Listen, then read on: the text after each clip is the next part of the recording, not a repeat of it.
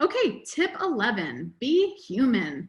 Don't be afraid to throw in a personal anecdote or share a story about yourself. It makes you more relatable as a human being.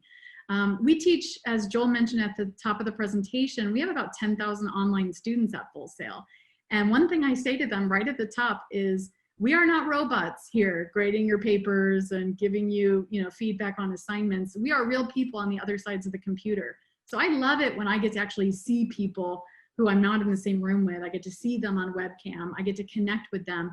And typically if I have a, virtual presentation or meeting with somebody, I don't want to just jump right into my information. I want to have like a little bit of a human touch to start off with.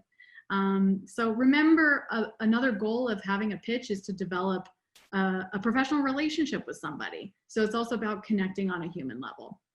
One time I called a producer to pitch some music for an independent film she was working on. And when she picked up the phone and I kind of started giving her my spiel about, what I could offer to help her, she said, you know what, this is not a good time for me to talk. My son just got into a skiing accident and I got to figure out what's happening here. She goes, can you call me back like in a week or two? And I said, of course, no problem. I hope everything's okay. And so I had I have a list of my leads and people I was calling and pitching to. And so I made a note of that on my spreadsheet that, what had happened and what she had said on the phone to me. And when I called her back in 2 weeks, what do you think the first thing I said was? It wasn't all about all these great artists that I have to pitch. It was, how's your son doing?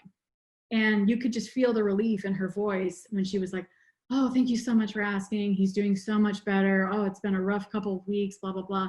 And it was like she exhaled and then she was like, so what were you calling about again? Let's talk about this. It was like it opened up the gate a little bit for that communication because we were connecting on a human level.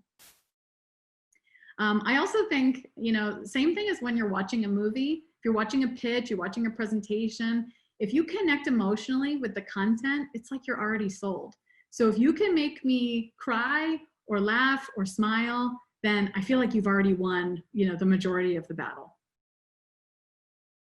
All right, tip number 12, practice. Of course, we want you to practice and rehearse, but don't overdo it. Practice, but don't be perfect. Don't script yourself sentence by sentence, word by word, because then you start to sound like a robot when you're presenting to us. If you have notes in front of you, I highly recommend don't write full sentences in your notes. Just write bullet points. Write down your major talking points and practice those. Practice going through those in a conversational tone. So that it feels natural and it makes you appear more confident when you can be conversational in your tone versus like memorizing something and then regurgitating it to us.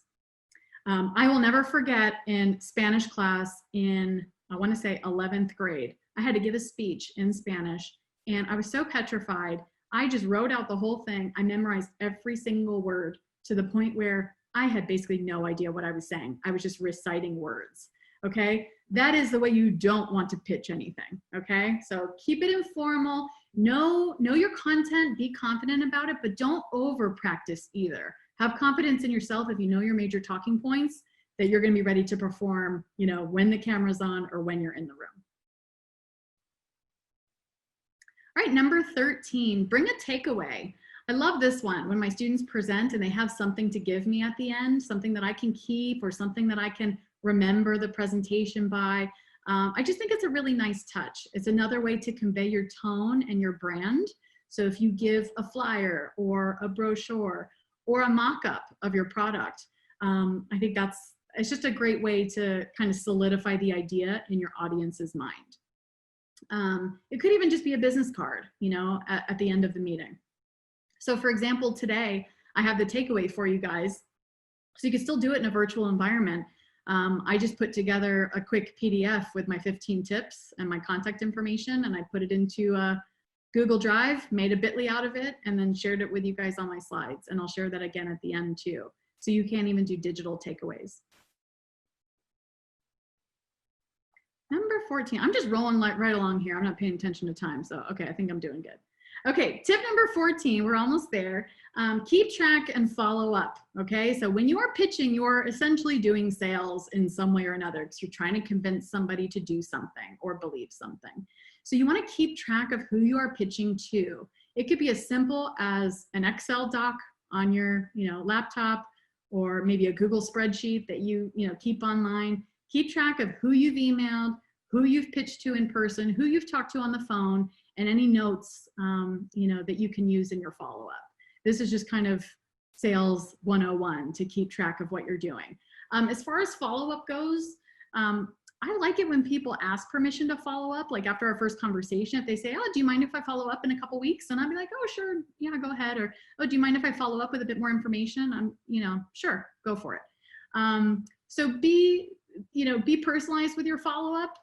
Don't be, too overly aggressive in your follow-up. Keep it short, keep it simple, keep it gracious. And I would say if you follow up in a couple weeks, you don't hear from somebody, wait a couple more weeks. If you get a couple of unreturned follow-up emails or something, maybe just leave them alone for a little bit. Kind of try to read the room, engage the interest. All right, last one, tip 15, greet, thank, and just be polite to people. This goes a long way. It's these manners that we just try to teach our kids from the time they are young. Instead of saying, Mom, give me cereal, I'd like to hear, Mom, would you mind getting me some cereal, please? Right? It makes a big difference on how they deliver that. That's basically a pitch, right, that they're giving me. So just a little bit of manners, a little bit of politeness, I think goes a long way.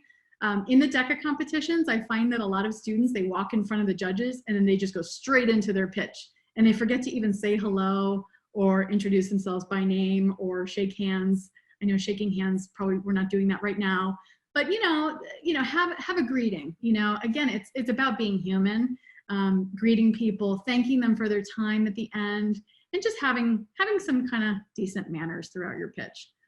One thing that I always encourage, if somebody does give you their time and allows you to pitch something, send them a thank you afterwards. Not just in the moment, thank them for their time, but send them a thank you afterwards. If you think about it, a job interview is a pitch, right? It's a pitch for you to be hired for that job. So to me, it always makes a big impact if I interview somebody and then they follow up with me later with, a thank you email, maybe recapping something that we talked about and saying that they're looking forward to discussing more in the future. I just think it's a really nice touch. Now, if you really want to make a more memorable impact, I recommend a handwritten note, because in today's digital world, we get a lot of emails, and, if I get a thank you email, I'm like, okay, that was nice, but then I just kind of file it away or delete it or something. But if I get a thank you note that is handwritten, that is, delivered through the mail, I have a spot on my desk where I put it. Like, I've got a little collection of thank you notes because it's just a nice touch. It's nice to have like a physical, tangible representation of that thank you. So I think it is a little bit more memorable